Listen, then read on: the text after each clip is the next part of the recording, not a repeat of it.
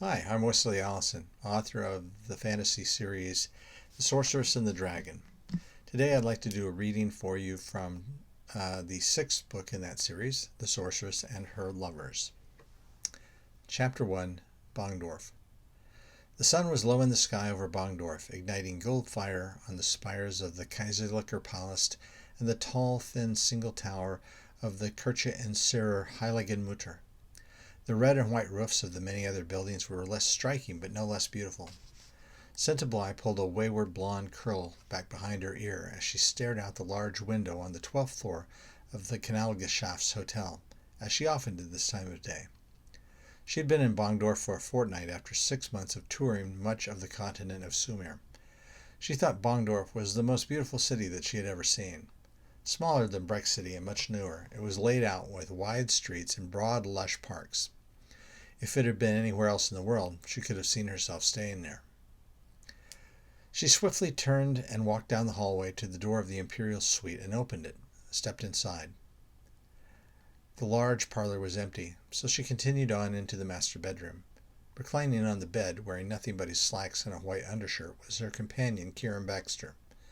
Retrieving a lit cigarette from the ashtray on the nightstand, he took a long drag and blew out a stream of thick smoke. "Dress shopping again?" he asked. "Yes." She spun around. "Does this dress make my bottom look big?" "Huge." "Good. This is the latest thing in ladies' undergarments. It's called a tabletop bustle." "I can see why." He took a last puff of the cigarette before mashing it into the ashtray. "I could lay out a 7-course meal on your ass." "Don't say ass," Senta hissed. "It's uncouth." Baxter shrugged and spun his legs off the bed and sat up. He cared little for ladies' fashions. Senta, on the other hand, spent a great deal of time shopping. This particular dress, newly in from Mersana, had a high collar in front, though it was cut low in the back. Gold trimmed with black brocade, it had puffs of black lace at the wrists. "Are we going out tonight?" asked Baxter. "Of course. We have only 4 more days." "I'd better get dressed then, hadn't I?" A sudden loud "gop" could be heard through the side door. Senta quickly crossed the room and opened the door to reveal a large closet. Curled up into a neat circle just inside the door was a dragon. No bigger than a medium-sized dog, the beast was covered with coral-tinted metallic scales. Its long, thin snout was resting upon its forearms. Its long, whip-like tail, tipped with a spade-shaped barb, was wrapped around his body. "Poor baby," said Senta, leaning down and reaching out a hand to the little coral dragon. "Did the bad man lock you up in the closet all day?" A thin, forked tongue quickly licked the woman's fingers, and then suddenly a mouthful of needle-sharp teeth bit down on the fleshy part of her hand. "Ouch, you horrible little twonk!" "You shouldn't say twonk," said Baxter dryly. "It's uncouth. And that's why she's been locked up all day." "She hasn't been out in forever," said Senta, pausing to lick the blood off her hand. "She has so much pent-up energy." "Indeed." "Come along, pet," she said, scooping up the dragon into her arms. The little beast allowed itself to be cuddled for just a moment before slithering up her sleeve and taking a spot on her shoulder. The sorceress crossed the room and opened the doors to the balcony. "Go on," said Senta. "Fly, but be back by morning." The little dragon shot into the sky with so much force it sent her staggering backwards several steps. Once inside again, she shut the doors. Baxter was now in the closet, putting on a neatly starched white shirt. Senta walked up behind him and snaked her arms around his waist. "You do look handsome when you get dressed up." "Thank you." He unfastened his pants and tucked in the shirt tail. "I worry about letting her out. We've already had 2 shooting attempts. It seems careless to chance a third." "Yes, but both those times they were trying to shoot me," Senta pointed out. "I doubt anyone will ever notice her, and I don't think a bullet would permanently harm her anyway. I'm much more concerned about her growth. By this age, Bessemer was nearly the size of a pony." "Maybe the females are just smaller, or maybe her kind of dragon doesn't grow as big." Maybe. "That's why I've decided to spend tomorrow at the library." "I thought we were taking the river cruise tomorrow." He turned around so that she could tie the bow tie he had just wrapped around his neck. "You can still go." "By myself?" "I doubt you'll suffer from a lack of female companionship." "You wouldn't mind," he asked, "if I were to take the cruise with a lovely Fredonian girl?" "As long as I don't see you, you'll probably both survive," said Senta. Just remember, the women here are desperate for you lot. And whose fault is that?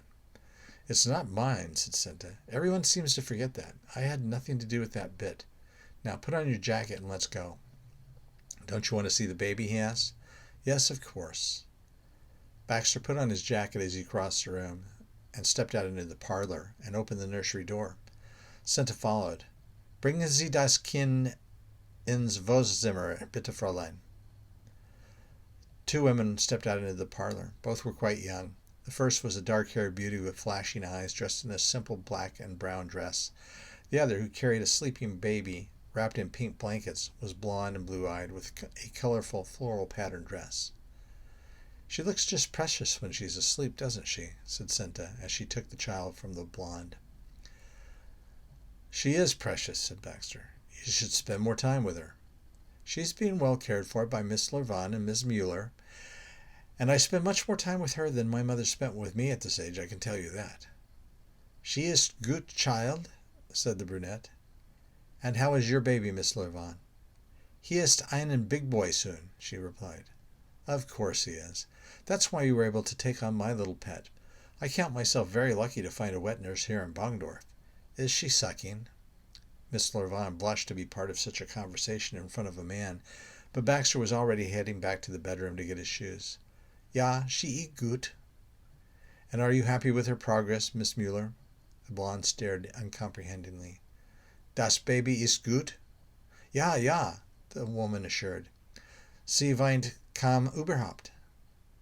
Senta looked at the cherubic face just visible within the swirl of blankets. A tiny curl of blonde hair swept down just above the closed eyes. A cute little button nose was just set off by the tiny pursed lips. She handed the child back to the nurse. We will be back before 9, she said. Vor 9. Baxter returned wearing highly polished shoes as the two women retreated to the nursery. The former Navy officer kept quite a figure when he was dressed. Offering Senta his arm, he led her from the suite down the hallway to the elevator.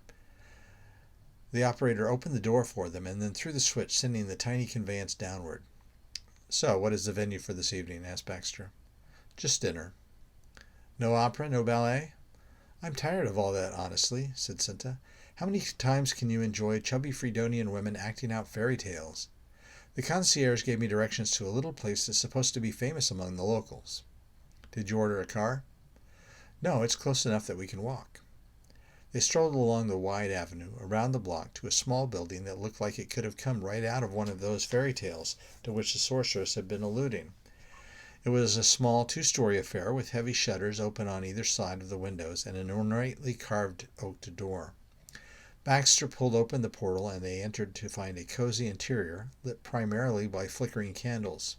7 or 8 patrons, all but one of them women, sat at small square tables being served by a pair of buxom blondes in light cotton blouses and green heavy wool skirts.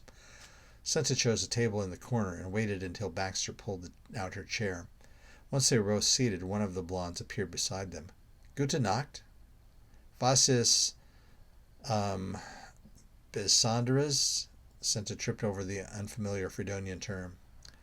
You are Brex, ja? Asked the waitress. I can speak Breck very gut. Excellent, said the sorceress. What do you recommend for dinner tonight? We have a gut dinner. I bring you cheeses and then chicken soup. It is very gut, everyone says. Then I bring you roast beef or the fish, you choose, and potatoes, Kasselberg, sauerkraut, and fresh bread. Of course, for dessert, you have strudel. That sounds perfect, said Baxter. Roast beef for me, and a beer.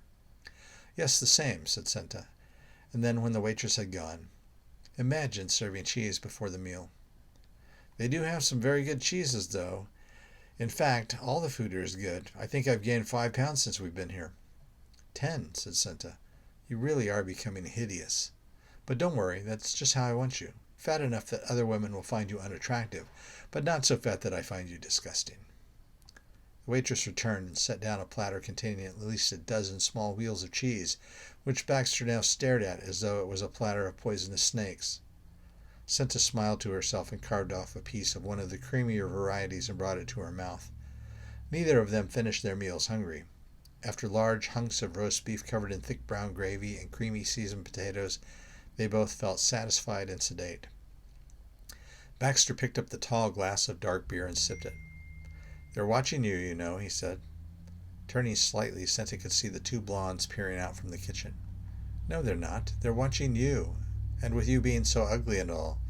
I told you they were desperate." "How can you tell?" "Watch."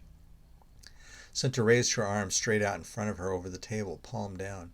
Flipping her hand over, a flame sprang up in her palm. Within 2 or 3 seconds, the flame had coalesced into a humanoid figure 8 or 9 inches tall, which immediately began pirouetting and spinning in a miniature ballet, all without leaving Senta's hand.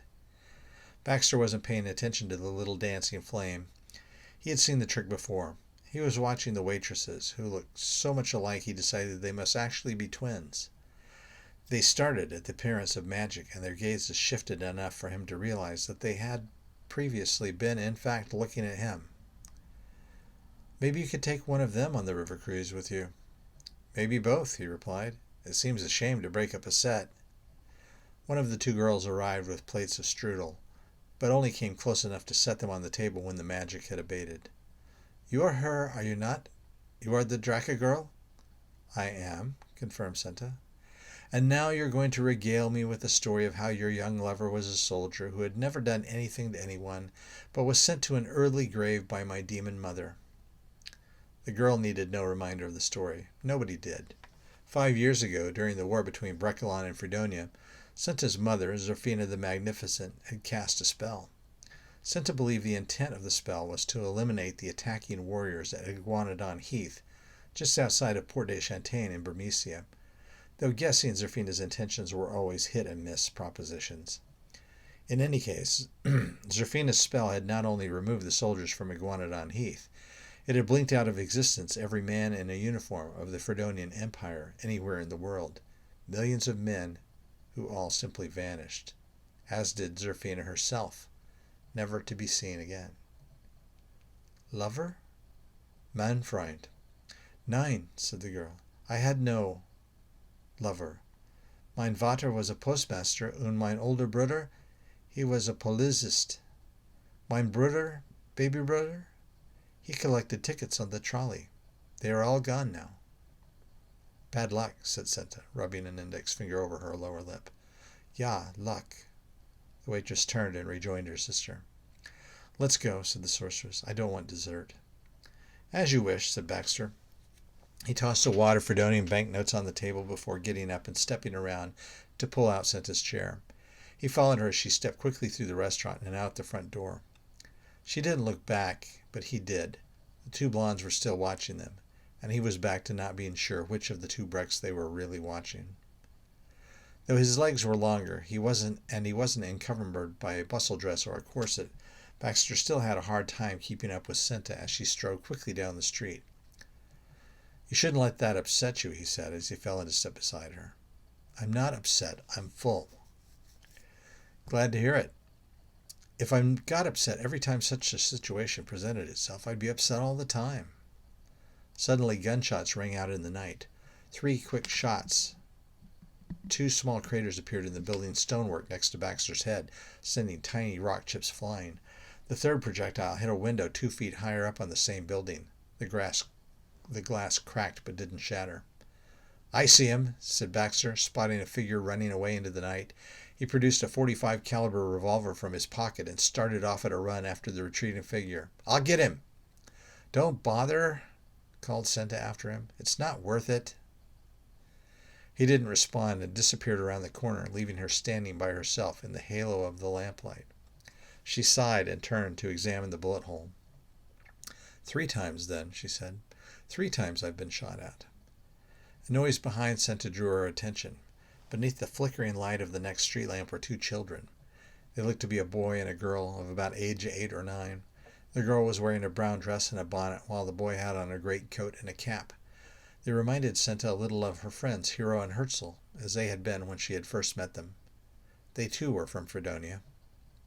As she watched, the 2 ran into the mouth of a nearby alley. Retracing her steps to the opening of the alley, the sorceress looked in. It was completely dark beyond the lamplight. She listened. She couldn't hear the children. She couldn't hear much of anything, really. She heard voices in the distance and a steam engine, but neither of them came from the direction of the gaping darkness before her. With no real thought behind her actions, she stepped into the alley. 20 feet or so into the darkness, she heard a small splash as she stepped into a puddle. Uathanam. A small sphere of cool blue light appeared floating before her. The ugly, moldy brick walls of the buildings on either side of her were illuminated, as were the ugly faces of 8 men surrounding her. They were dressed as some kind of laborers, maybe dock workers, she thought. Most of them carried clubs. One, a vicious-looking fellow with a big scar across his nose, was carrying a piece of heavy chain. "Oh my," said Senta. "You are an ugly one, aren't you?" "Your bodyguard is gone," said the man, revealing a Breck accent. "That is so cute that you think he's my bodyguard. So you're not from around here. Let me guess. Somebody hired you to, what? Kill me? Rape me?" "Why limit ourselves to just one?" he grinned. "Oh, I do like a man with ambition," she said. "Uathanam regnum." All of the men were suddenly stricken. Several bent over in pain, and several others simply dropped to the ground. One screamed out. Others began to cry. Scarnose dropped to his knees and gripped himself around his waist. Senta bent down and looked at him. Where did those children go to, anyway? The man let loose a hideous moan. Senta noticed an open but dark doorway at the back of the alley. A shriek brought her attention back to the writhing figure before her. "If this had happened 5 years ago, I would have felt sorry for the pain you're experiencing now." She ran the palm of her hand across his dirty cheek. "Then again, 5 years from now, I might wipe out your whole family in retribution. Perhaps you should count yourself lucky." "Well, maybe lucky isn't the right word. Uathanam." Black strands spread from Senta's fingers through Scarskin's nose. As a new round of screams burst from his lips, the sorceress stood up and walked past him toward the doorway, leaving the man clawing at his own skin as whole chunks of it blackened and sloughed off. Up 2 steps, she entered the doorway. The shining ball of light, which had remained where it had been created, quickly followed her when she snapped her fingers. Beyond a long hallway was a vast room filled with bodies. Many women and a few men were lying about on the marble-tiled floor. There had to be more than 100 of them. Some had their heads propped up by pillows, but just as many lay without any attention to comfort. A low moan escaped from the far corner. Here and there a body twitched. Senta moved carefully through the spaces between the bodies. Hearing the clink of glass as her foot kicked something, she looked down to see a tiny, empty indigo vial go skittering away. "Well, well," she thought aloud, "somebody is getting rich." Suddenly, hands gripped her ankle. Kicking her leg loose, she looked down into the milky eyes of a middle-aged woman. "She wants you," the woman hissed. "Who wants me?" "She wants you." "She can go to hell," said Senta. The sorceress made her way through the maze of drug-addled bodies to a door that led out onto the street. White ophthalmium, the sea spice, was becoming more and more common. It sapped the will of those who became addicted to it. Senta had seen similar dens back in Breck City, though none so large. Made from rare enchanted lotus blossoms and blue fungus from the distant island land of Enklep and whipped together with a relatively potent magic, the drug provided a doorway to a shared fantasy for those who rubbed it into their eyes. The price for these visions was lethargy, depression, and finally the loss of the will to live. Senta stopped outside the door and stared back into the room. She was still there, lost in thought, when Baxter came jogging up to her. "I'm sorry you got away." "It doesn't matter," said Senta. "Are you sure it was a he?" Her companion thought for a moment. "No, I suppose not. Let's get home." Baxter put his arm around her shoulder and led her back to the hotel. Senta was lost in silent thought as she passed through the lobby and rode up in the elevator. Once back in their suite, she went directly to her boudoir and began removing her dress and complicated undergarments.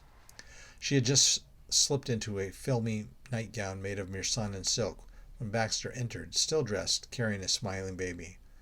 "Look at what I found," he said, spinning the child around him. "Come look at her new trick."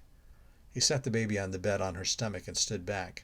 The little girl, her eyes now bright and wide open, and her mouth smiling, pushed herself up onto her hands and knees. "Ta-da!" he said with a laugh. Senta looked from the child to the man without recognition. She's up on her knees, he explained. Soon she'll be crawling, and then there'll be no keeping up with her. Ah. The sorceress sat on the edge of the bed and picked up the baby, looking into her face.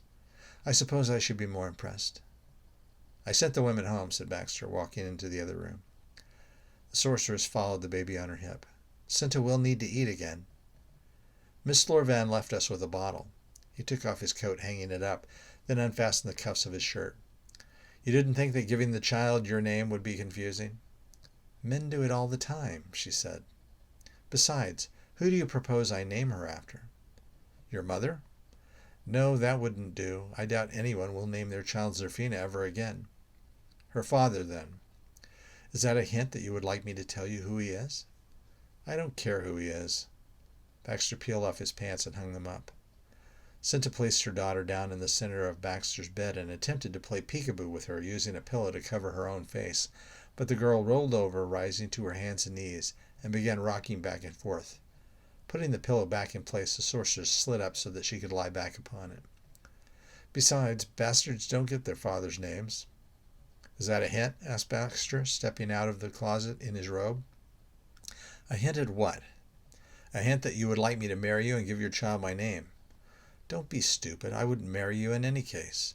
You're probably far too good for the likes of me, and I am most definitely too good for the likes of you. Baxter lay down on the other side of the bed so that little Senta was between the two of them. With a flourish, he produced his cufflink box, shaking it so that it rattled loudly. The baby's eyes went right to it. She opened them wide in astonishment as her mouth gaped, leaving a long strand of saliva dripping down onto the bed cover. They played with the rattling little box until the child's eyes began to droop. Then her mother scooped her up and sang to her until she was asleep. Baxter stepped into the nursery and returned carrying the cradle, which he set near the foot of the bed.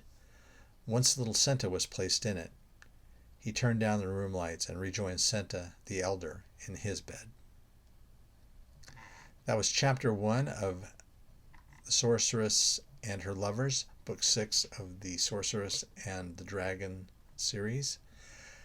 These books are available in ebook format from Amazon, from Barnes & Noble, Kobo Books, Apple Books, and anywhere else you find quality ebooks. And they are available in paperback from my website at wesleyallison.com. Thanks for taking the time to listen to this reading of The Sorceress and Her Lovers, and thank you very much for your support. Have a good day.